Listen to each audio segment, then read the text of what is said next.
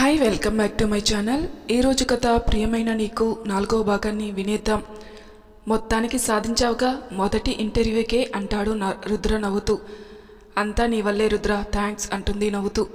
అబ్బో, first time నన్ను పేరు పెట్టి పిలిచావు, అయితే ఇవాళ పార్టీ ఖచ్చితంగా కావాల్సిందే అంటాడు. అమ్మో, నా దగ్గర డబ్బులు లేవు అని ఏడుపు ఫేస్ పెడుతుంది. తల మీద ఒకటిచ్చి, మేము లేమా, నువ్వు ఎప్పుడు ఒంటరి దానివి కాదు దివి, మేమంతా ఉన్నాం నీకు అంటాడు. రుద్ర, పద ఇంటికి పోదాం, ఆకలిస్తుంది అంటాడు. అదేంటి, నీకు వర్క్ లేదా అంటుంది. ఉంది, కానీ హాఫ్ డే లీవ్ పెట్టేశా నీకోసం, పద పోదాం అని తీసుకుని వెళ్ళిపోతాడు. దక్ష ఇద్దరూ రావడం చూసి ఏమైందిరా అంటుంది టెన్షన్గా. మన మెంటల్ది జాబ్ కొట్టేసింది తింగరి అంటాడు. దివిజని కౌగిలించుకొని కంగ్రాట్స్ అంటుంది దక్ష సంతోషంగా. థ్యాంక్సే. మీ థ్యాంక్స్ల తర్వాత ఇక్కడ నా కడుపులో ఎలకలు డిస్కో డ్యాన్సులు చేస్తున్నాయి, తిన్నామా అంటాడు. సరే పదండి అని ముగ్గురు లంచ్కి కూర్చుంటారు. అవును, ఇంతకీ మన వాళ్ళందరికీ చెప్పావా అంటుంది దివిజ. గ్రూప్లో మెసేజ్ చేశా. తినడం అయ్యాక, ఏ తింగరి, ఇవాళ రాత్రికి ఏం ప్రిపేర్ చేయకండి, డిన్నర్ బయటే, మన వాళ్ళంతా వస్తున్నారు అంటాడు. సరేరా. అవును, దీని జాయినింగ్ డేట్ ఎప్పుడు? ఇంకో 2 డేస్లో అంటుంది దివిజ. సరే మరి, నేను మళ్ళీ ఈవినింగ్ వస్తా, రెడీగా ఉండండి అని వెళ్ళిపోతాడు రుద్ర. దివిజ కాసేపు పడుకుంటానని వెళ్ళిపోతుంది. దక్ష ల్యాప్టాప్లో వర్క్ చేసుకుంటూ హాల్లోనే కూర్చుంటుంది. దివిజ పడుకుంది అన్న మాటే కానీ మనసులో ఏదో అలజడిగా ఉంటుంది. ఉదయం ఆఫీస్లో జరిగింది గుర్తుకు వస్తూ ఉంటుంది. హెచ్ఆర్ క్యాబిన్కి వెళ్ళగానే అక్కడ ఉన్న వ్యక్తి ఎందుకో తనకి బాగా తెలుసు అనిపిస్తుంది. తన ఎదురుగా కూర్చుంది అన్న మాటే కానీ మనసులో ఉండదు. ఇంతకుముందు ఎక్కడైనా తనకి కలిసినా లేక చూశానా అనేది అర్థం కాకుండా ఉంటుంది. నాకెందుకు ఇలా అనిపిస్తుంది, బాగా తెలిసినట్టు, తనకు దగ్గరగా నేను మలిసినట్టు, ఏంటో మనసంతా పిచ్చి పిచ్చిగా ఉంది. అయినా అతని చూపులు కూడా కొంచెం తేడాగా ఉన్నాయి. ఏదో తనతో చెప్పాలి అని చెప్పలేక ఇబ్బంది పడుతున్న వాడిలా ఉన్నాడు. అయినా సరేలే, ఇంకో 2 డేస్లో జాబ్ జాయిన్ అవుతా కానీ మళ్ళీ హ్యాపీ మూడ్లోకి వెళ్ళి మెల్లగా నిద్రలోకి జారుకుంటుంది. ఇక్కడ వంశీ క్యాబిన్లో గౌతమ్, ఏంట్రా 2 డేస్ తర్వాత జాయినింగ్ డేట్ ఇచ్చావు, రేపు ఇచ్చేస్తే ఏమవుతుంది అంటాడు. వంశీ ఏమీ మాట్లాడ్డు. సైలెంట్గా ఉంటే, కాదురా చెప్పరా ఏం చేద్దామని. వంశీ చిన్నగా నవ్వి, రేయ్, నేను అసలు తనని ఎలా నా దగ్గరికి రప్పించుకోవాలని తల పగులుగొట్టుకుంటూ ఉంటే అదృష్టం తలుపు తోసుకుంటూ లోపలికి వచ్చినట్టు నాకు ఈ అవకాశం వచ్చింది. రుద్ర తన ఫ్రెండ్ అవడమేంటి, తన జాబ్ కోసం మన దగ్గరికి రావడం ఏంటి, అంతా ఒక మిరాకిల్లాగా ఉంది. మరి అలా ఎలా అంత ఈజీగా వచ్చిన అవకాశాన్ని వదిలేస్తా చెప్పు? ఇందులో వదులుకోవడానికి ఏముందిరా? ఉందిరా. ఇవాళ తనని నా ముందు చూసేసరికి నన్ను నేను కంట్రోల్ చేసుకోలేకపోయా. చాలా కష్టపడ్డా. అదే ఏదైనా మిస్టేక్ జరిగి ఉంటే, అమ్మో అసలే మెంటల్ది అని వాళ్ళ ఇంట్లో వాళ్ళే కాదు, తన ఫ్రెండ్స్ కూడా కన్ఫర్మ్ చేశాడు. ఎలాంటి పెంట జరగకుండా జాగ్రత్తగా ఉండాలి. అందుకే ఈ 2 డేస్ టైం. అలానే తనకి కూడా కొంచెం ఎంటర్టైన్మెంట్ ఇద్దామని గ్యాప్ ఇచ్చా అంటాడు. వంశీ ఆఖరిగా అన్న మాటలకి గౌతమ్కి షాక్ కొట్టినట్లు అవుతుంది. ఏంట్రా ఎంటర్టైన్మెంట్ ఏంటి, ఏం చేయబోతున్నావురా అంటాడు ఆత్రంగా. చెప్పేస్తే ఏముంటుందిరా, థ్రిల్, పక్కనే ఉంటావుగా, చూసే ఎంజాయ్ చెయ్యి అంటాడు నవ్వుతూ. గౌతమ్ కొంచెం క్లారిటీ ఇవ్వరా, పోనీ హింటనా ఇవ్వరా అని బ్రతిమలాడతాడు. రే గౌతూ. కాలేజీలో ఉన్నప్పుడు వంశీ గౌతమ్ని అలానే పిలిచేవాడు. అది గౌతమ్కి అతను పెట్టుకున్న ముద్దు పేరు, అతను మాత్రమే పిలిచే పేరు, అతనికి మాత్రమే తెలిసిన పేరు. ఎప్పుడైనా మంచి మూడ్లో ఉన్నప్పుడు, హుషారుగా అనిపించినప్పుడు వంశీ గౌతమ్ని అలానే పిలుస్తాడు.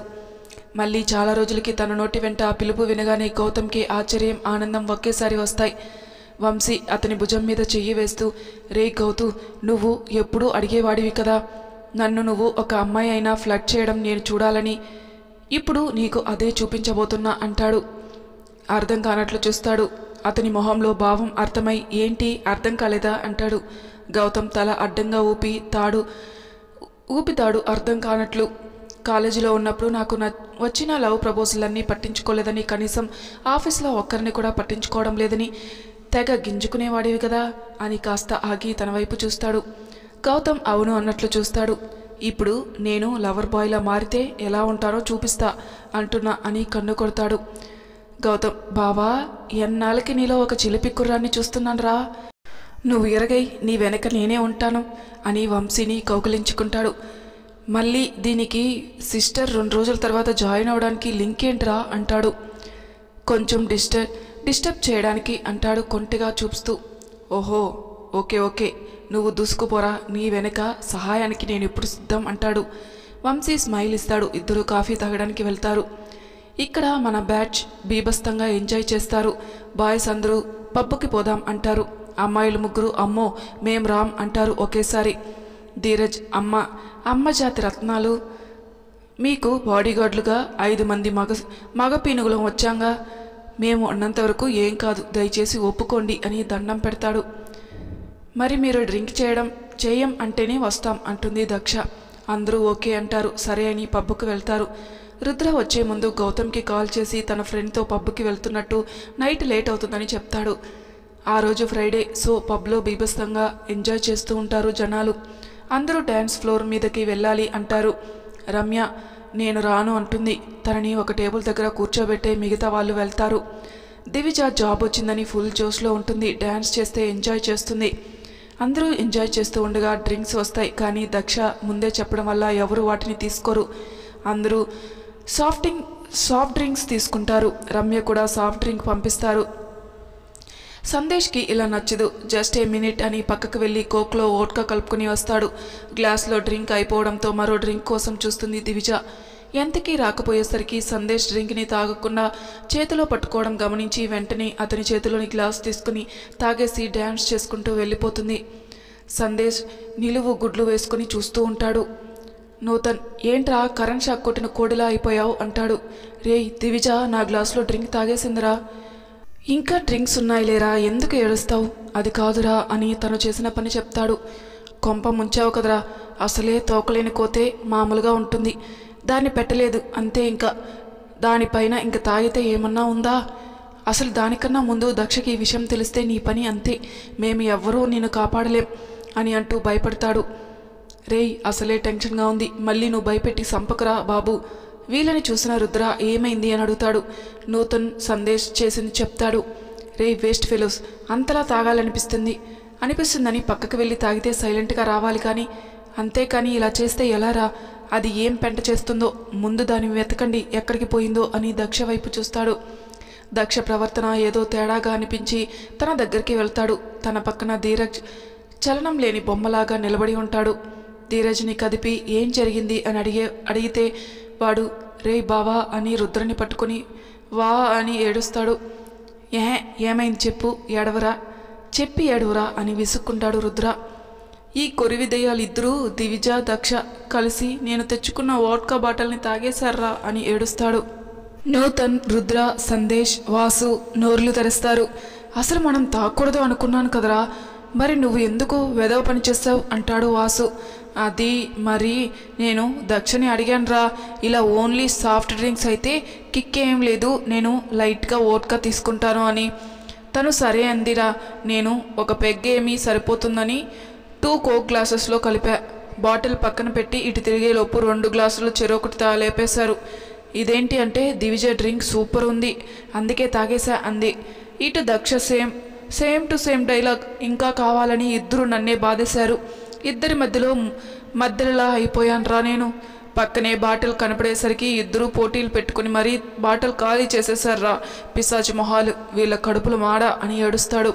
తిట్టడం తర్వాత దక్ష ఇక్కడే ఉంది, మరి దివిజ ఎక్కడ్రా, అది ఎక్కడికి పోయింది అని తూలుతున్న దక్షని పట్టుకుంటాడు వాసు. రుద్ర, నూతన్, సందేశ్ తలా ఒక్కొక్క వైపు వెళ్తారు దివిజ కోసం. వాసు దక్షని రమ్య దగ్గర కూర్చోబెట్టి చూసుకోమని చెప్పి తను వెతకడానికి వెళ్తాడు. కానీ వాళ్లకు ఎక్కడా కనిపించదు. రుద్ర, నూతన్, ధీరజ్ సందేశాలతో మీరు దివిజని వెతకండి, నేను వాసు రమ్య దక్షని ఇంట్లో వదిలేసి వస్తాం అని వెళ్తాడు. వెనకే తులుతూ ఉన్న దక్షని పట్టుకుని వాసు రమ్య వెళ్తారు. ధీరజ్ రేయ్ ఈ మెంటలు ఎక్కడ ఏం చేస్తుందో చూద్దాం పదండ్రా అని అంతలోపే తలో వైపు వెళ్తారు. ఇక్కడ దివిజ డ్యాన్స్ చేస్తూ తూలుతూ ఉంటుంది. పక్కన డ్యాన్స్ చేసే అబ్బాయిలు ఒకడు దివిజని టచ్ చేయాలని ట్రై చేస్తాడు.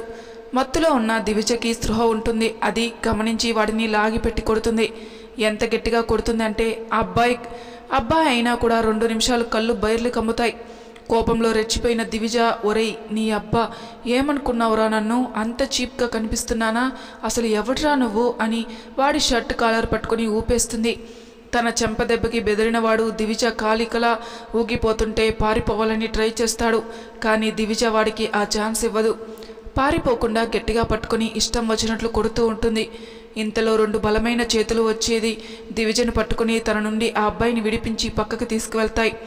కరెక్ట్గా మన దేవి ఇక్కడ పీకుడు ప్రోగ్రాం పెట్టే టైంకి అక్కడ రుద్ర వాళ్ళు తనని వెతికే టెన్షన్లో ఈ గొడవని అని పెద్దగా పట్టించుకోరు.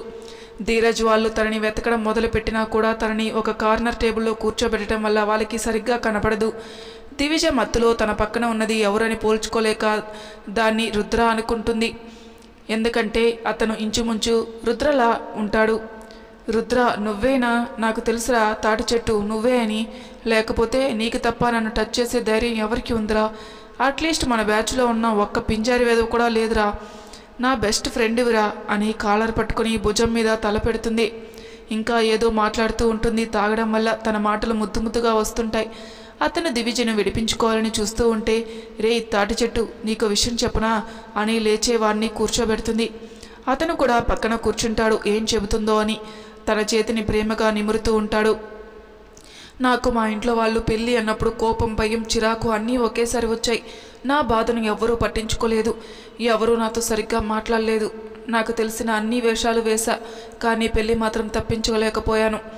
నా పెళ్ళి అయిపోయిందిరా, మొహం కూడా చూడలేదు. కానీ నా మొగుడు వాడే. ఇది ఫిక్స్. నా లైఫ్లో వాడికి తప్ప ఇంకెవరికి ప్లేస్ లేదు. ఇది ఫైనల్ అని కాస్త ఆగి, కానీ పిచ్చిగా ఆలోచించి వచ్చేసాన్రా. కనీసం అతడితో మాట్లాడాల్సింది. కరెక్టే, అందరూ మగవాళ్ళు ఒకటి కాదు, కానీ మగబుద్ధి అనేది ఒకటి ఉంది. అది అందరికీ ఒకటే కదరా. నాకు భయం వేసింది. తను అందరిలాంటి వాడు అయితే నాకు ఏం ప్రాబ్లం లేదు, అంతా పిచ్చలైట్. బట్ నన్ను ఇష్టపడేవాడైతే మాత్రం మళ్ళీ అతనికి నా మొహం చూపించలేమోనేరా. అతను నిన్ను యాక్సెప్ట్ చేస్తాడో లేదో తెలియలేదు. అమ్మ వాళ్ళు మాత్రం నన్ను ఇంట్లో అడుగు కూడా పెట్టనివ్వరు, అది నాకు ఎప్పుడో తెలుసు. కానీ నా మొగుడు నన్ను ఒప్పుకుంటాడు అంటావా? నేను అందరిలాంటి ఆడపిల్లనేరా. నాకు కూడా హ్యాపీగా హస్బెండ్తో ఉండాలని ఉంటుంది. కానీ అక్కని తలుచుకుంటేనేరా ఏడుపు వస్తుంది అంటుంది ఏడుపు స్వరంతో. దాన్ని చిత్రహింసలు పెట్టి చంపాడురా వాడు, ఆ బాస్టర్డ్, దాని మొగుడు. వాడిని నా చేతులతో కసి తీరా చంపాలి అనిపిస్తుంది. ఒకవేళ ఇతను కూడా అలాంటి వాడేమోనని భయం. అందుకే పారిపోయా. నేను చేసిన తప్పారా? చెప్పు రుద్ర, నేను చేసింది తప్ప అని షర్టు పట్టుకుని ఊపేస్తుంది. అతను బలవంతంగా విడిపించుకుని తనని పక్కనే ఉన్న సోఫాలో పడుకోబెట్టేసి పక్కకు వెళ్ళి నిల్చుని ఉంటాడు. ఇంతలో మన బ్యాచ్కి ఎవరో అమ్మాయి ఒక అబ్బాయిని పచ్చడి కింద కొట్టింది అంటుండగా, మన కొరివి దెయ్యం కాదు కదా అనుకుని, ఎందుకైనా మంచిది చూద్దాం పదండి అని అక్కడికి వెళ్తారు. దెబ్బలు తిన్న అబ్బాయి ఐస్ ప్యాక్ పెట్టుకుంటూ ఉంటాడు. అతని దగ్గరికి వచ్చి, ఏంటి బ్రో ఏమైంది అంటాడు సందేశ్ క్యాజువల్గా. ఏం లేదు బ్రో, ఫిగర్ బాగుంది కదా అని టచ్ అయిపోయా, అంతే. పెరుగువాడయింది. వామ్మో, అది ఆడపిల్ల. ఆటో తాగి ఉన్నా కూడా అంత స్రోహలో ఉండే అమ్మాయిని నేను ఎక్కడా చూడలేదు. పిచ్చి కుక్కను కొట్టినట్లు కొట్టింది బ్రో అని ఏడుస్తాడు. అతని పక్కన ఫ్రెండ్ ఎవరో పుణ్యాతులు వచ్చి విడిపించారు, లేకపోతే ఇవాళ డెడ్ బాడీ బయటికి వెళ్ళి ఉండేది అంటారు. ఇక బుద్ధి ఉంటే ఏ అమ్మాయిని కెలకను అని మళ్ళీ ఐస్ ప్యాక్ పెట్టుకునే పనిలో పడ్డాడు. నూతన్ ఖచ్చితంగా ఇది మన పిశాచి పని అనుకుని, ఇంతకీ తను ఎక్కడుంది బ్రో అని అడుగుతాడు. తను ఉన్న ప్లేస్ చూపిస్తారు వాళ్ళు. ఒక మూలుగా ఉన్న సోఫాలో తను పడుకుని ఉంటుంది. ధీరజ్ రుద్రకి కాల్ చేస్తాడు. రుద్ర అప్పుడే దక్షిణి ఇంటికి తీసుకుని వచ్చి సోఫాలో కూర్చోబెడతాడు. ఫోన్ మోగగానే ఎవరు అని చూస్తాడు. ధీరజ్ అని పేరు కనబడగానే చెప్పరా అంటాడు ఆత్రంగా. రేయ్, మన శాలరీ దొరికిందిరా, టెన్షన్ పడకు, మేము తీసుకుని వస్తాం అంటారు. సరే అని రిలాక్స్ అవుతాడు. దివిజని ఈ బైక్ని తీసుకోవడం మంచిది, బైక్ పైన తీసుకుపోవడం మంచిది కాదని క్యాబ్ బుక్ చేస్తాడు సందేశ్. క్యాబ్ రాగానే నూతన్ దివిజని ఎక్కించుకుని తనతో పాటు కూర్చుంటాడు. మిగిలిన ఇద్దరు వాళ్ళ బైకుల మీద వచ్చేస్తారు. ఇంటికి చేరుకునేసరికి దివిజకి పూర్తిగా స్పృహ పోతుంది. రుద్ర క్యాబ్ దగ్గరికి వస్తాడు. నూతన్, బాబు బాడీ బిల్డరు, దీన్ని నువ్వే మోయాలరా, మా వల్ల కాదు, బక్క పినుగులమి అంటాడు. రుద్ర తనని ఎత్తుకుని ఇంట్లోకి వస్తాడు. వెనకే మిగతా ముగ్గురు వస్తారు. దివిజని దక్షిణి బెడ్రూమ్లో పడుకోబెట్టి రమ్యని వాళ్ళకు తోడుగా పడుకోమని చెప్తాడు. సరే అని లోపలికి వెళ్ళబోతుంటే రమ్య రుద్రని పిలుస్తుంది. ఏంటి అన్నట్లు చూస్తాడు. నాకు భయంగా ఉంది, మళ్ళీ రాత్రి ఏదైనా ప్రాబ్లం అయితే అందుకే మీరు ఇక్కడే ఉండండి అంటుంది. రుద్ర, రేపు ఎలాగో అందరికీ సెలవే కదా అని సరే అంటాడు. అందరూ అక్కడే ఉండిపోతారు. రమ్య డోర్ లాక్ చేసుకుని పడుకుంటుంది. అందరూ హాల్లో ఇద్దరు సోఫా మీద, ముగ్గురు కింద సెటిల్ అవుతారు. తెల్లారేసరికి దక్ష, దివిజ అరిచిన అరుపులకి అందరూ ఉలిక్కిపడే ఏమైందో అని పరుగున బెడ్రూమ్కి వెళ్తారు. ఇద్దరు తల పట్టుకుని నొప్పి అని అరుస్తూ బెడ్ మీద దొర్లుతూ ఉంటారు. ఏమైంది అంటాడు వాసు కంగారుగా. సందేశ్, రాత్రి తాగింది దిగక హ్యాంగ్ ఓవర్ అయి ఉంటుంది అంటాడు. మేము తాగడమేంట్రా అంటుంది దివిజ ఆశ్చర్యంగా. అబ్బచ్చా, పీతల్లాగా తాగేసి ఏం గుర్తులేనట్లు ఏం చేస్తున్నారే, ఆస్కర్ యాక్టింగ్లు అంటాడు నూతన్.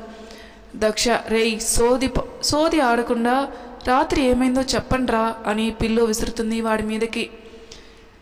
రాత్రి నన్ను తబలాగా వాయించి ఫుల్ బాటిల్ లేపేశారు కదే మీ మొహాల మండ అంటాడు ధీరజ్. ఆ పాపం ఊరికే పోతుందా, ఇదిగో ఇలా హ్యాంగ్ ఓవర్ రూపంలో మిమ్మల్ని తగులుకుంది అంటాడు సందేశ్. రాత్రి నువ్వు అన్నా సరేనే, దివిజ అయితే వాడు ఎవరికో కింగ్ కాంగ్ పార్ట్ 3 మూవీ చూపించింది పాపం అంటాడు. ఇద్దరు అయోమయంగా చూస్తారు. రేయ్, టీజింగ్ తర్వాత ముందు హ్యాంగ్ ఓవర్కి వెళ్ళి మజ్జిగ పట్టుకురా అంటాడు రుద్ర. సందేశ్ బయటికి వెళ్ళి పెరుగు తెస్తాడు. రమ్య మజ్జిగ చేసి ఇద్దరికి ఇస్తుంది. అది తాగాక 5 నిమిషాలకి కొంచెం పర్లేదు అనిపిస్తుంది ఇద్దరికి. రమ్య అందరికీ కాఫీ ఇచ్చి బ్రేక్ఫాస్ట్ చేస్తాను, ఫ్రెష్ అయ్యండి అంటుంది. సరే అని అబ్బాయిలందరూ పక్క బెడ్రూమ్కి వెళ్తారు. దక్ష, దివిజ ఇద్దరికి బుర్రలు పనిచేయి ఒకరి మొహాలు ఒకరు చూసుకున్నారు. మనం తాగామంటారేంటి, అసలు ఎవరు తాగమంటేనే కదా మనం వెళ్ళాము, ఏమైంది అక్కడ అనుకుంటూ ఏం గుర్తుకు రాక జుట్టు పిక్కుంటూ ఉంటారు ఇద్దరు. ఇంకా ఇలా కాదని వాళ్ళు కూడా ఫ్రెష్ అయ్యి బయటికి వస్తారు. రమ్య అందరికీ దోశలు వేస్తుంది, అందులోకి ఎర్రకారం చేస్తుంది.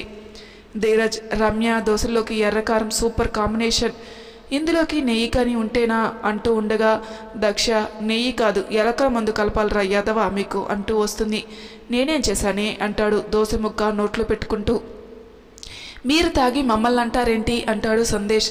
అసలు ఎవరు తాగను అంటేనే కదా మేము వచ్చింది, మరి మీరేం చేశారు అని దబాయిస్తున్నారు దివిజ. అమ్మ తల్లులారా, మీరు చెప్పినట్లే మేము ఎవరినీ తాగలేదు. ధీరజ్ గారు కూడా దక్షిణ అడిగాడంట లైట్గా తాగుతానని. తను సరే అంటేనే బాటిల్ తెచ్చాడు. అవునా అన్నట్లు దక్ష వైపు చూశాడు వాసు. దక్ష అవును అని తల ఊపుతుంది. కానీ ఇంతలో మన సందేశ్ గారు తొందరపడి కోక్లో ఓట్కా కలుపుకొని వచ్చాడు. దాన్ని తమరు సేవించారు అని దివిజ వైపు చూస్తాడు. దివిజ మిడిగుడ్లు వేసుకొని చూస్తుంది. ధీరజ్ గారు కక్కుర్తి ఆగక 2 గ్లాసుల్లో కలిపాడంట. దాన్ని మీరిద్దరూ చెరొకటి మింగేశారు. మధ్యలో ధీరజ్ అందుకుని ఒకరు సింగిల్ పెగ్కి ఆన్ అయితే ఇంకొకరు డబుల్ పెగ్కి అయ్యారు. నా తాట తీసి తబలా వాయించేశారు. పక్కన పెట్టిన వోడ్కా బాటిల్ని ఏదో ఫ్రూటీ తాగినంత ఈజీగా తాగేశారు ఇద్దరు అని ఆపి ఇద్దరు మొహాలు చూస్తాడు. ఇద్దరు కోపంగా చూస్తూ ఉంటారు. నూతన్, హలో మేడమ్స్, పిక్చర్ అభి బాకీ హే అంటాడు. ఏంటా అన్నట్లు చూస్తారు. దక్షిణి అయితే రుద్ర చూశాడు కాబట్టి వెంటనే తీసుకుని వెళ్ళిపోయాడు. కానీ అమ్మగారిని మాత్రం కనుక్కోవడానికి 1 గంట పైనే పట్టింది మాకు. ఈ క్యాప్లోని ఒకటి చేత almost all ladies are my sisters అనిపించేశావు అంటాడు. అంటే అంటుంది దక్ష. సందేశ్, అక్కడ ఏం జరిగింది, దివిజ ఎక్కడ దొరికింది చెప్తాడు. అంతా విని వాసు, రుద్ర, రమ్య, దక్ష పడి నవ్వుతారు. దివిజకి పిచ్చి పట్టినట్టు అని పిచ్చి లోపలికి వెళ్ళిపోతుంది. రమ్య, రే ఎవరో తనను తీసుకెళ్లి సోఫాలో కూర్చోబెట్టారన్నావు కదా, అతను ఎవరో కనుక్కున్నారా అంటుంది. సందేశ్, అయ్యో లేదే, మన మెంటల్ది దొరికిందని సంతోషంలో ఆ విషయమే మర్చిపోయా అంటాడు. ఇంతకీ ఎవరై ఉంటారో అతను? ఎవరో మహానుభావుడు, ఒక జీవి ప్రాణాన్ని కాపాడాడు అంటాడు నూతన్. దివిజ లోపల కూర్చొని చిరాగ్గా చేతులు నలుపుకుంటూ ఉంటుంది. అప్పుడు గమనిస్తుంది తన వేలికి కొత్తగా ఉన్న ఉంగరాన్ని. ఇది ఎక్కడి నుంచి వచ్చింది, నిన్నటి వరకు నా చేతికి లేదే, ఎలా వచ్చిందబ్బా ఇది అని ఆలోచిస్తూ ఉంటుంది. దక్ష కూడా టిఫిన్ చేసి దివిజకి టిఫిన్ లోపలికి తీసుకెళ్తుంది. దివిజ టిఫిన్ తినను అంటుంది. దక్ష బతిమాలి తినిపిస్తుంది.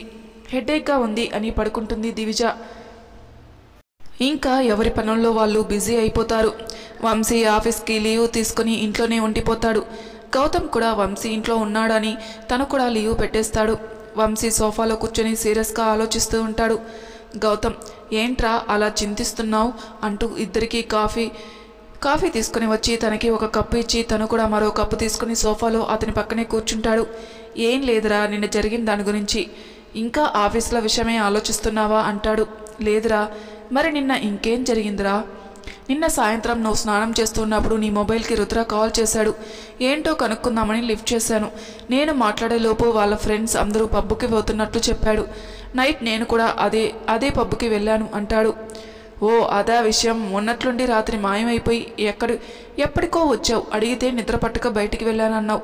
అవును అన్నట్లు తల ఊపాడు. సరే ఏంటి మ్యాటరు, ఏమైంది అక్కడ?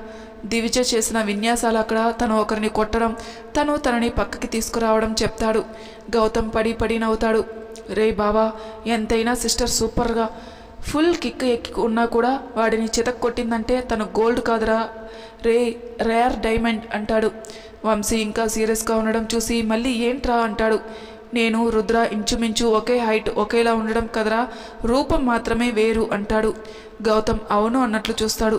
దివిజ నన్ను పట్టుకుని రుద్ర అనుకుంది. మత్తులో తన మనసులో ఉన్నదంతా రుద్రకి చెప్తున్నాననుకుని నాతో చెప్పేసింది అని తను చెప్పింది మొత్తం చెప్తాడు. అంతా విని ఇప్పుడు ఏం చేద్దామంటావు అంటాడు. ఏం లేదురా, డైరెక్ట్గా అయితే తనను ఇప్పుడే కలవను అని రాత్రి తను చేసిన ఒక చిలిపి పని అని చెప్తాడు. గౌతమ్ నవ్వుతాడు. మరి తర్వాయి భాగంలో ఏం జరుగుతుందో నెక్స్ట్ ఎపిసోడ్లో తెలుసుకుందాం. అంతవరకు నా ఛానల్ని సబ్స్క్రైబ్ చేయని వాళ్ళు ప్లీజ్ సబ్స్క్రైబ్ చేసుకోండి. లైక్ చేసి షేర్ చేయండి. మీ అభిప్రాయాలు నాకు కామెంట్ రూపంలో తెలియజేయండి. Thank you for listening.